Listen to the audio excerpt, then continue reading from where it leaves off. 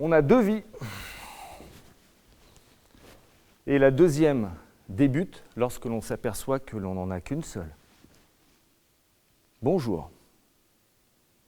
Je m'appelle Lionel. Je travaille dans une petite entreprise et j'ai fondé une association. Ai-je 2 vies? En ai-je une seule? Et vous? Vous en avez combien? Alors, quelle que soit la réponse à la question, et pour ma part, une chose est sûre. Je ne suis pas un héros. Ah non, ça c'est sûr. Un héros, ça meurt à la fin, c'est nul. Moi, je suis plutôt... tenez, regardez comme ça se passe mal pour les héros. Vercingétorix, mort. Sitting Bull, mort. Jean Moulin, Luther King, Gandhi, tous morts. Franchement, ça ne donne pas envie. Hein. Non, moi je suis plutôt comme toutes celles et tous ceux qui sont nés dans les années 70-80. Est-ce que vous vous souvenez de cette époque? Je me lance. Alors ça faisait... Pam, pam, pam, pam. Vous voyez là? Et puis il y avait aussi Capitaine Flamme, tu n'es pas... Non? Allez. Il y avait également Albator, Albator. Bon. Je ne sais pas si vous avez compris, mais en tout cas, mesdames et messieurs, comme toutes celles et tous ceux de ma génération, je suis ce qu'on appelle humblement un super-héros. Et un super-héros, ça ne meurt jamais, c'est beaucoup mieux. Alors nous, les super-héros, on nous appelle toujours quand rien ne va plus. Allô, Goldorak? Oui, j'écoute. Là, faut venir, on a un problème. Bougez pas, j'arrive. Goldorak, go. Et les problèmes en ce moment, c'est pas ce qui manque. Hein. Et encore, si on n'avait que celui-là, pollution galopante de l'eau, de l'air, des sols, dérèglement climatique en mode exponentiel, 6e extinction de masse des espèces, faune, flore. Brrr. Le tableau n'est pas terrible. Alors c'est normal qu'on nous appelle, nous, les super-héros, pour sauver la Terre. On est les seuls à être capables de le faire. Bah oui. Souvenez-vous, dans chacun des épisodes à la fin, on sauve les hommes, les femmes, les enfants, les animaux, les forêts, les lacs, les riverains, bref, on sauve tout et tout le monde. C'est ce qui me plaît, moi. Quand j'étais petit garçon, toute ma jeunesse a été bercée par les aventures de ces super-héros en dessin animé. Je les regardais dans l'écran télé, puis après j'essayais d'aller les imiter dans ma chambre, pour après me produire dans la cour de récré. Et à mon avis, comme beaucoup d'entre vous, ici ou devant vos écrans.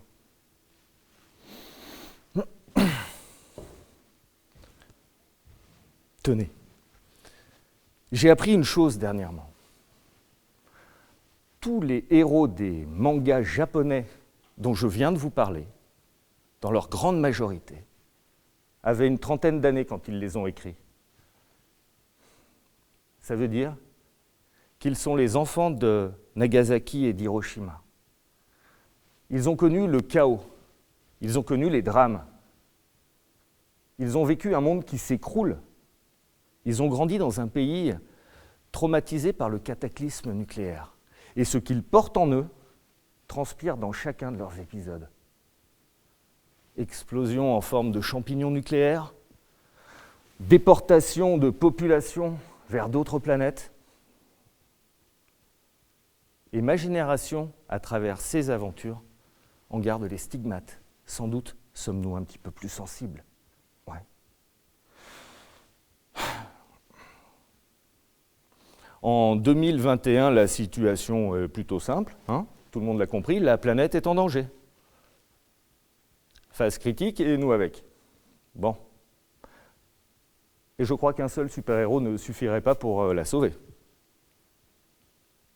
C'est donc la raison pour laquelle j'ai fondé Odysseus 3.1, une organisation de protection de la nature, pour que tous les super-héros qui dorment en chacun d'entre nous puissent venir pour réaliser leur mission. Elle est simple l'idée, non ?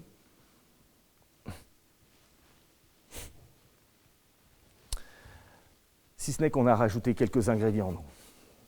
On a mis de l'exploration, de la recherche scientifique, et puis de la transmission aux autres, et aux générations futures en particulier. Allez, sans plus tarder, je vais vous montrer un des premiers épisodes des aventures d'Odysseus. On l'a appelé Odysseus et le Yéti du lac glacé.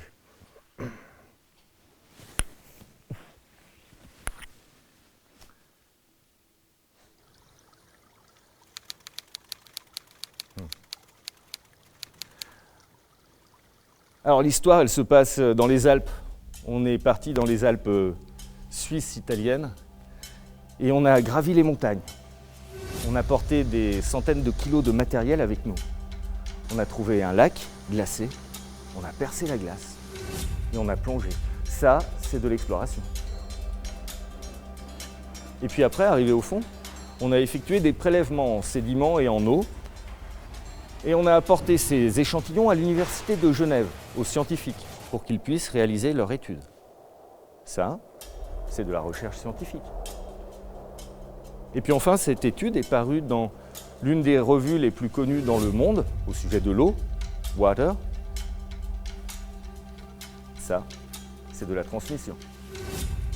Et enfin, cette étude, couplée à d'autres, a permis de mettre en évidence une pollution aux microplastiques dans ces lacs glaciaires qui est due aux polymères dont sont faits nos vêtements. Des fibres très volatiles qui se répandent avec les vents partout sur la Terre. Et cela a amené une prise de conscience et on espère faire bouger les choses pour la confection de nos vêtements de demain. Ça, c'est de la protection de la nature.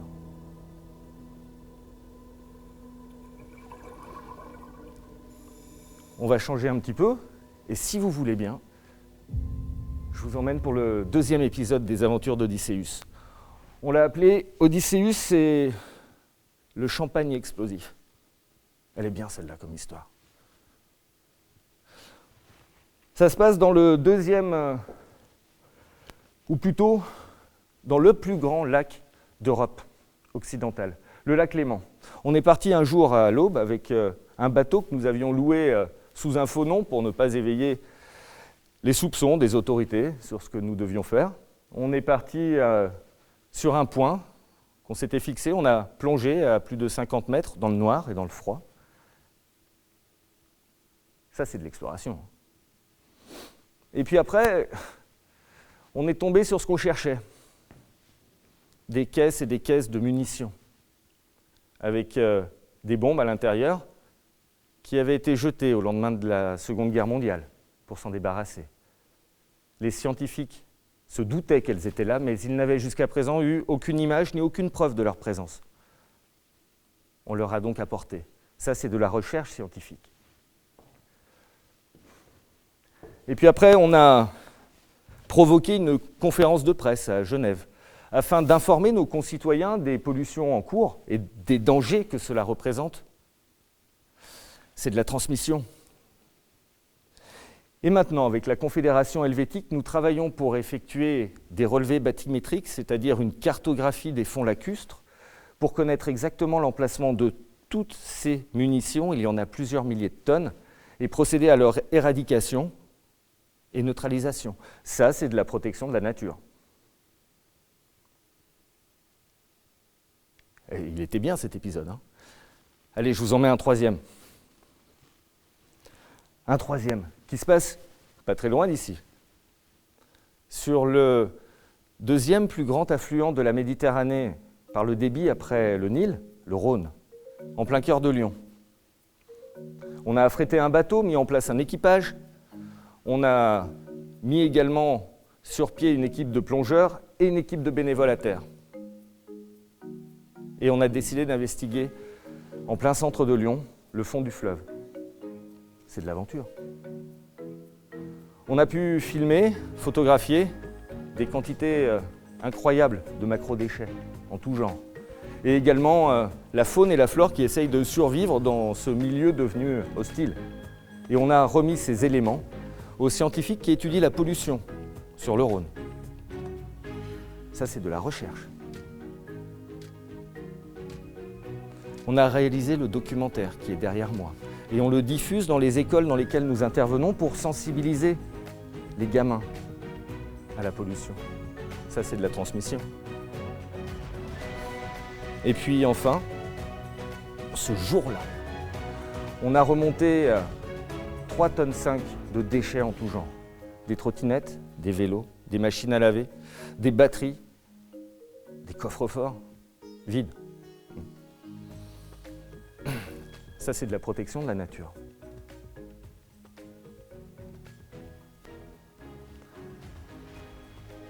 Exploration, recherche, transmission, protection.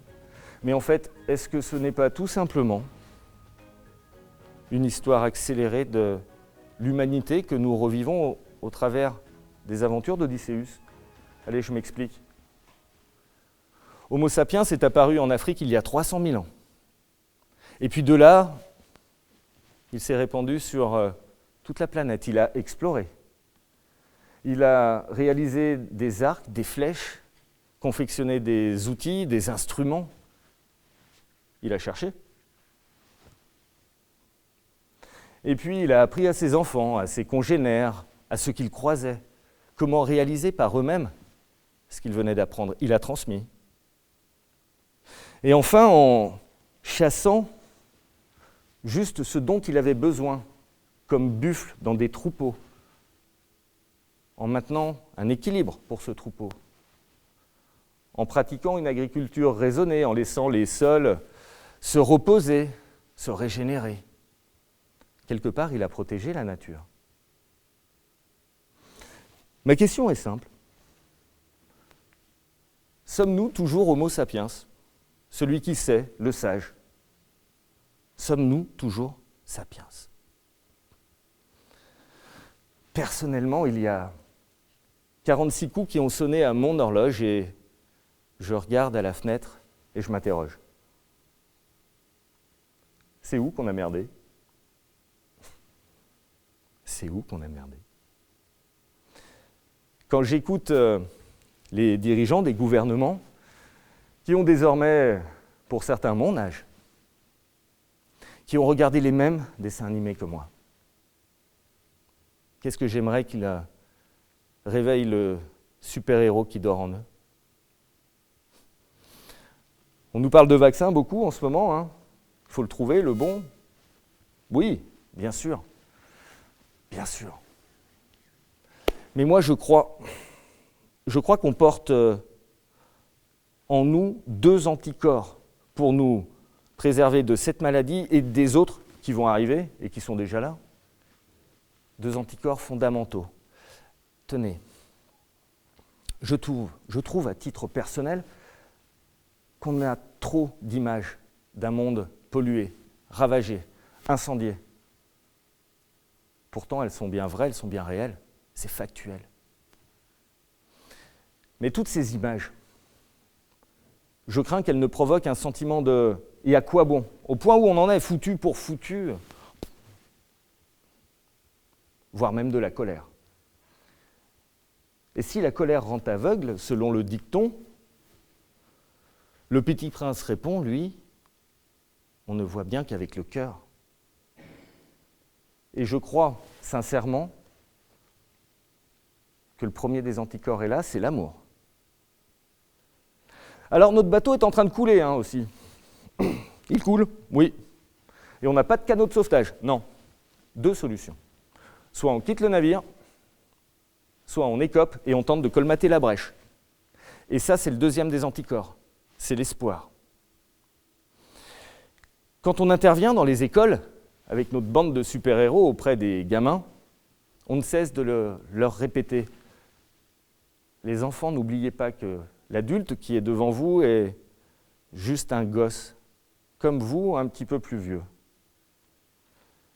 Et quand j'emmène mes filles dehors et que je les vois regarder le monde avec ce masque sur le visage, je me demande quid de notre jeunesse. Depuis 2 ans, à peu près, une gamine de 18 ans sillonne la planète. Elle arpente le monde, elle frappe aux portes. Ok, parfois maladroitement, mais toujours sincèrement.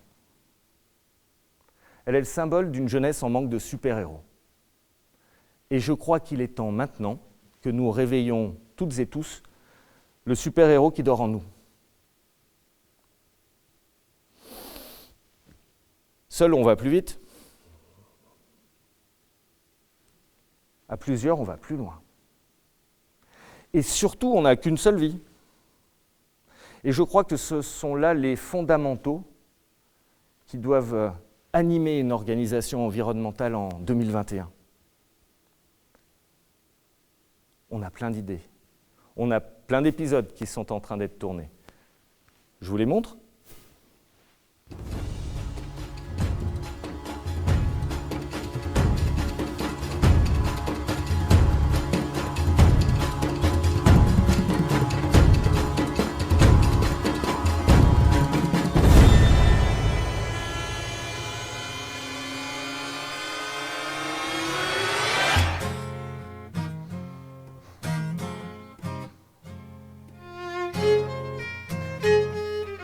Le monde est beau, n'est-ce pas ?